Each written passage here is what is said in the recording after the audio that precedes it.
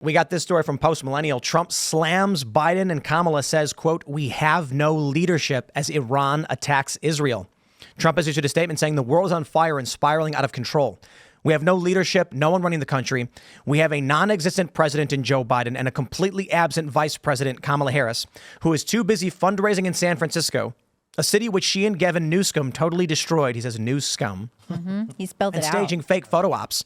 No one is in charge, and it's not even clear who is more confused, Biden or Kamala. Neither has any idea what is even going on. When I was president, Iran was in total check. They were starved for cash, fully contained, and desperate to make a deal. Kamala flooded them with American cash, and ever since, they've been exporting terror all over and unraveling the Middle East. Under President Trump, we had no war in the Middle East, no war in Europe, harmony in Asia, no inflation, no Afghanistan catastrophe. Instead, we had peace. Now, war or the threat of war is raging everywhere, and the two incompetents running the country are leading us to the brink of World War III. You wouldn't trust Joe or Kamala to run a lemonade stand, let alone the free world. He goes on to say, let me pull it up so I can get to the bottom, actually. It's no surprise that Iran desperately wants Kamala Harris to be president because they know as long as she is in power, they can take advantage of America. That is why they have tried to target me. If I was in charge, October 7th never happens. Russia-Ukraine never happens. Afghanistan botched withdrawal never happens. And inflation never happens. If I win, we will have peace in the world again. If Kamala gets 4 more years, the world goes up in smoke. I genuinely believe that if Trump was president right now, these conflicts would not be happening. Yeah, I think that's true. We had the Abraham Accords, which prevented a lot of conflicts from happening in the Middle East. That was a huge deal. We had basically a détente between Ukraine and Russia. That was a big deal. Nothing crazy was happening in China. When you have Trump, and I know that I've said this before, but like Trump is that crazy man on the corner with a knife. You just want to cross the street and not make eye contact. Like he's, you're going to stay away from that guy. Do. And I love that about Trump. I love how unpredictable he is in terms of like, he might nuke you. Yeah. There's no reason to think that he's ever bluffing when he says that stuff. I mean, Obama was so like, no, you'd never believe Obama would do anything, publicly anyway, anything bad to anyone for any reason. Like he would tell you straight out, he would go into negotiations having already capitulated half the deal, and then he has to give up more. And Trump is like, no. Well, Trump is no, the you're going to only wait president Mexico. You're going to pay for the wall, like the whole thing. And then the media is like, he's making all these crazy things and he's so egomaniac or whatever else, but he was the most productive. I mean, I think there is a reason people know he is a better negotiator on the world stage than Biden or Obama or potentially Kamala Harris. And well, she's just terrible. I mean, she's had 3.5 years. She's made a whole mess with Obama would say, here's the red line, and there'd be crossed, say, here's the new red line. You can't cross this one. Yeah. It would be crossed and say, here's the new red. Just keep doing that. How many do you get? And, Biden and Kamala, it's more like, hey, don't do that. You shouldn't do that. Don't do that. And then they would overreact and lead us into World War III, which is the big threat. And that's what we're concerned about. Well, and you had the thing, too, at the effective. RNC where Kellyanne Conway came out and said, a lot of people don't like Trump's personality, but you're not going to get those policies without that personality. And I think that's 100% right, I think Trump is the first president that we've had that has not been controlled by all the presidents throughout my lifetime. That's why everyone hates him. It's always been a uniparty where both sides have been paid by all the donor class. And it's not actually for example, Trump was running against Jeb Bush. The Republican Party didn't want Trump to win. He took over their party. And he's the first one that I've ever seen in my lifetime that was not already towing the party line that was designed by the donor class and all the billionaires. He said to Jeb Bush, your brother lied to us. Yeah. I mean, that was straight big. up. And that was the truth. Yeah, he ate them to lie. pieces. That and whole he comes yellow from that cake power thing world. was such a, He understands it. But Nikki Haley was so close.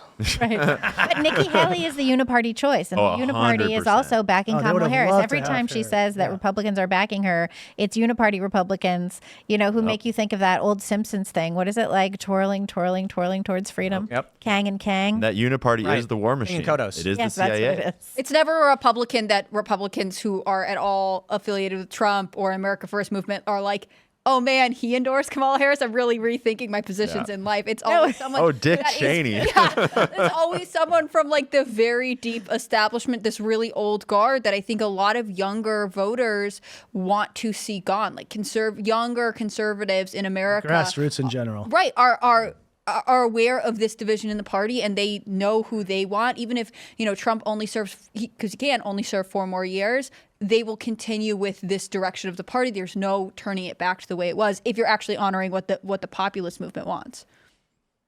Yeah. Indeed. Yeah. I think that's it. So we're all strong Kamala supporters. We think she's going to do great. Yeah, Kamala 2024, Kamala 2028. I love her policies, whatever they are. I hope one day she tells us. Does she have them on her website yet? I don't know what they are. They do. Yeah, they finally got them. Oh, they right? do. Okay. They're copied from the Biden administration. The Biden. Well, she copies Trump a And lot some are too. copied from Trump. Yeah, Yeah. exactly. Some are Trump policy. Some of Trump's greatest hits. She's a great chameleon. Well, you take a look at what's going on with Trump's statement, basically saying with the Iran tax in Israel. But what are we looking at? We're looking at, as you mentioned, the hurricane. We're looking at the dock strikes. We're looking at the cost of food going way up. And they just keep lying to us about everything. The National Crime Victimization Survey came out and said that crime is way up, way, way, way up. Yeah, I mean, a lot of the FBI numbers are based on self-reporting. And police agencies aren't reporting anymore. Exactly. So then what happens is Democrats come out and they're like, crime's down. And then we're like, okay, let's ask people. And they're like, oh, I've been victimized like crazy. And you're like, okay, crime's up. And they're like, no, it's not. Or It's just like walk that. into a Did you store see and look at the lotion locked up. Like, Right? That's Yeah, right. It's like what they're doing with the economy, right? They're like, actually, the economy is great, and people just think it's bad. So what does that mean? That It's was like Don Lemon down in Atlantic City, right? Yeah. And people were like, and he was like, you just think it's bad, but it's not. Yeah, like you said. And then you had Byron Donalds today on Charlemagne the God, that show.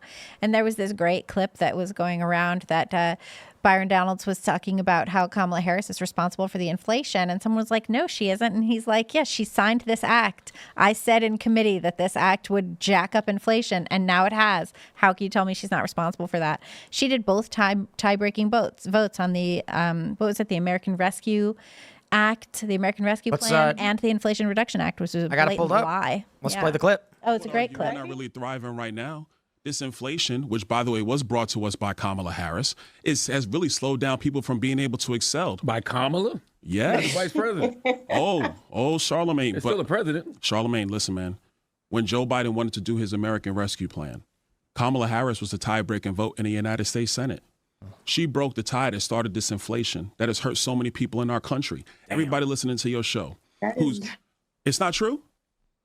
First of all, it's You sure you true want to go that it's there? a tie-breaking vote. You sure you want to go When you there? go outside, Congressman, when you go outside You sure in you your want to go there? district, Okay, let's go there. you had it pretty got well. notes. What I- Show her the votes. That's fine. I have You no. ready? I'm gonna give it to The biggest note I Charlemagne. have today I'm gonna give it to is Charlemagne. that I on don't even every wanna hold question it. I've asked, I don't even want to hold it. Because answer. Angela, for hold on now. Go ahead. for every infrastructure project in your community, You can go to should third go page, out just the and highlighted thank portion. Joe Biden and Kamala Harris and the Congress that voted for the American Rescue Plan. Angela? That's what should be happening. Larry Summers wrote an op-ed back in 2021. Larry Summers was the Treasury Secretary for Bill Clinton. He was an economic advisor to Barack Obama.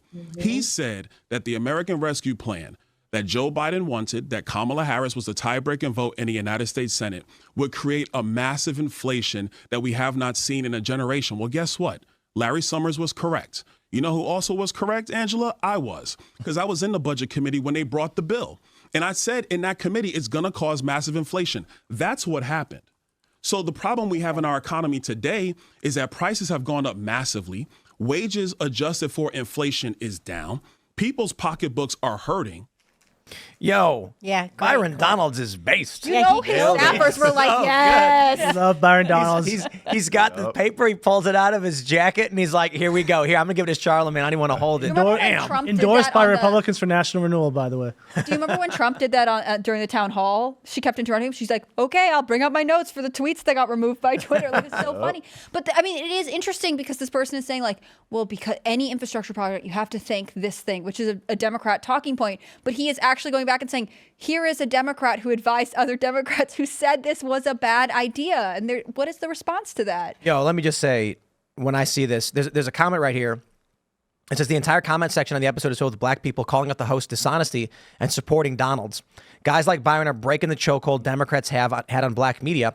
Credit to Leonard McKelvey, Jess Moore, and Rashawn Casey for inviting different-minded thinkers to their show. I respect that, too, tremendously for bringing on Byron. But you know what I see when I see this with Byron? He's a Republican. Just this past weekend, we were at the Rescue the Republic event.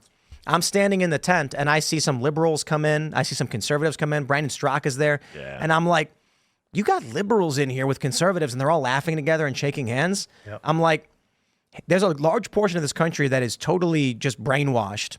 But I think with RFK Jr., with Tulsi Gabbard, with many of these moderates, talking to these Democrats, there is a unity party forming. And man, I just got to say, we went to that event where we had Jordan Peterson, RFK Jr., Tulsi Gabbard, and Russell Brand.